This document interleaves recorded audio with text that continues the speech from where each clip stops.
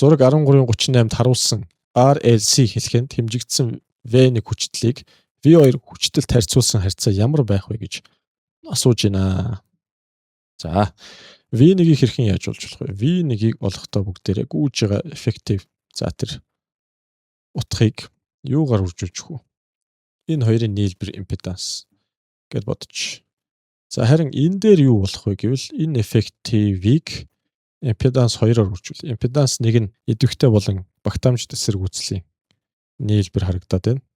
R-ын квадрат язгуурдор импеданс 1. Энэ бол язгуурдор 2 R гарах нь байна. Импеданс 2-ыг хэрхэн яаж болох вэ? Энэ хоёрын хооронд нь хасах нь дээ. Хасаад квадрат. За квадратлах шаардлагатай юу? Зүгээр хасаал болж шүү дээ. Тэгэхээр 2 R-аас R-ыг хасаад бүгдээр R энэ дээрээс гарах уу? R гарна. Окей. За ингэж болцсон. Тэгэнгүүт л одоо яах вэ гэвэл хүчтлүүдийг энийг ингээ хуваана гэж тий. V1-ийг хуваах нь V2 тэнцүү effective-үүд нь устж чинь Z1-ийн язгуурдор 2 R юм байна. Өнөөх нь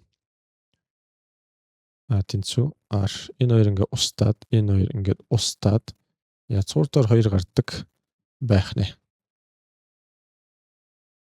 Харин одоо бүгдээрээ фазын зөрүү болон резонансын тухай авч хэлсэн юм. За энэ дээр юу ярих вэ? Зураг 13-39-ийн ад хугацаанаас хамаарах гүйдэл ба хүчтлийн графикийг харуулсан байна.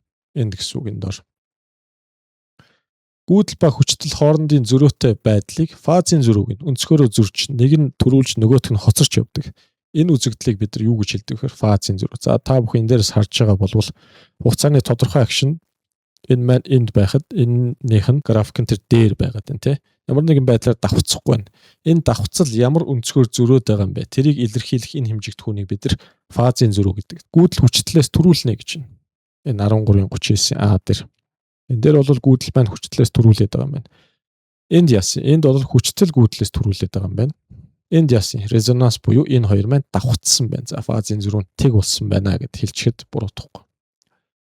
13-39 ад гүйдэл хүчтлээс төрүүлж байна. Б1 хүчтлээс гүйдэл хоцорч байна. 13-39 С фазын ялгаа байхгүй үүнийг резонансын нөхцөл гинэ. Гүйдэл хүчтлээс төрүүлж буй нөхцөлд за гүйдэл маань хүчтлээс төрүүлэх юм бол XC буюу багтаамжит эсэргүүцэл маань индукцэд эсэргүүцлээс их байдаг байх нь. Хоцорч байгаа нөхцөл багтаамжит нь индукцдээсээ бага байдаг байх нь. Резонансын нөхцөлд XC-XL2 маань тэнцүү буюу фазын зөрүү тэг байх үед энэ хоёр идэвхгүй эсэргүүцэл маань тэнцдэг байх нь.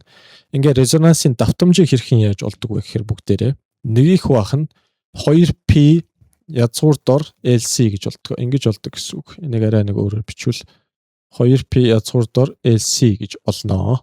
Ааха. За тэгвэл энэ индукцлэл болон багтаамж хоёрыг хооронд нь үржүүлээд 2P-д үржүүлэх нь шүү. Язгуурдор бас хийх нь байна. Резонансын үед импеданс маань идэвхтэй эсэргүүцэлтэйг шууд тэнцдэг байх нь. Яагаад XC, XL хоёр чинь нэг устгах чинь шүү дээ, тэ?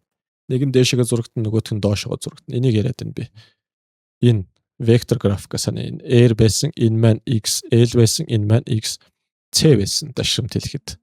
Хэрвээ XL нь XC-тэйг тэнцчих юм бол энэ хоёр нэг устгаад импеданс нь ерөнхийдөө ганцхан R-тэйгээ тэнцэнэ гэдэг нь үнэн болно. Гүйдэл ба хүчтэл хоорондын фазын зөрүүг фазын үнцэг гинэ гэсэн байна. Энэ нь Z ба R хоёрын хоорондох үнцгийг хэлнэ гэж хэлж байна. Ааха. За тэгвэл тэрийг бүгдээрээ дахин нэг авч хэлэлцээ. Тэр дээр юу яригдчих вэ гэвэл энэ доор байгаа.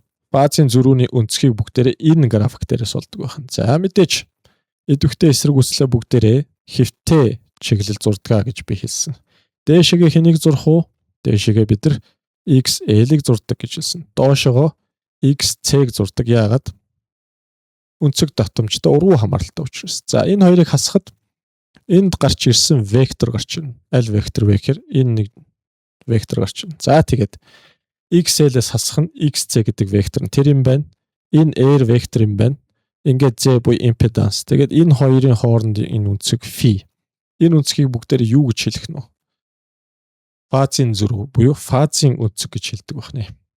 Фазын үнцгийг хэрхэн яаж болох вэ? Хоёр янзаар болж болно. Хэрв Z XL-ээс хасах нь XC буюу үнцгийн эсрэг талд байгаа катетын уртыг бүгдээр юунд хуваах вэ?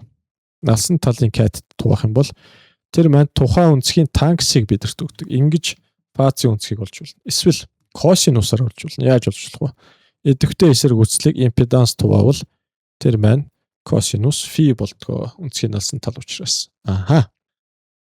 За тэгвэл энэ хоёр тэгштгэл маань ийм учиртай байх нэ. Энийг олчлоо. Эсэргүүцлүүдийн оронд хүчтлийг бичвэл ийм болох нь байна. Эсэргүүцлүүдийн оронд VL-с асах нь VC, хуваах нь VR гэж олж болдог байна. Дүгнэлт. XC тэнцүү XL үед фазын зөрүүн тэг болно. За энэ дээрээс одоо чинь энэ хоёр тэнцүү байна гэдэг чинь энэ тэг болно. Тэгээд R хуваах юм бол танкс фи. Хэд гарах вэ? 0 гарна. Фи ямар үнцэг байх вэ? Энэ дээр 0 үнцэг байна гэсэн үг. Фазын зөрүү. Тэгээд R 0 байх юм бол энэ нь 0 байх юм бол юу болох вэ?